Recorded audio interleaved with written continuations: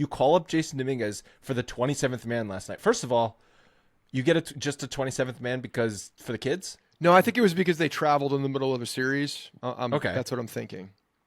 So, fine. And I'm sure that 27th man is probably intended for an arm, just in case. They probably But get no, one for the like Yankees- the Field of Dreams series and all that too, you know.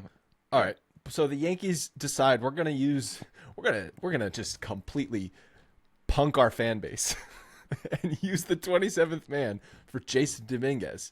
Start him, bat him 5th, one game, and then send him back down. This is and like listen, he didn't hit last night, and he double clutched on the game losing play. So it's not like he went 3 for 3 and now you're sending him back down.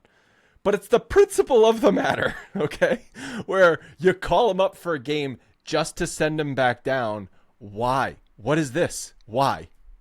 I don't know what the purpose of this was because it was odd when you're thinking about a guy that has came back a month ago, less than a month ago from a midsection injury and has been struggling since then. I know he hit a home run the other day and he's maybe coming on. It's like the last 5 games he's been better. As of late, coming on a little bit. But let's completely pull him out of his routine now, out of the everyday spot. Throw him into a shit show that's a nationally broadcast TV game with all the little leaguers, and maybe that's part of the reason. But and start him in left field against one of the best pitchers in baseball, and then get him back on a bus or a plane, depending on where the AAA Scranton Wilkes-Barre team is playing. I think they were playing the Buffalo Bisons, possibly at Buffalo at that point. So I hope he's got a flight. Nah, that's an Uber XL. Because I can tell you right now, my back's killing me, and anything on the road sucks. It hurts. So I can only imagine what the midsection is. He's got a Peter Pan bus up to Buffalo. So it's you're not necessarily putting your guy in the best position to win for him to come up and I don't know all the detailed rules about the 27th man, but I can imagine that this exact player is the one that has to go up and the exact player that has to go down, right?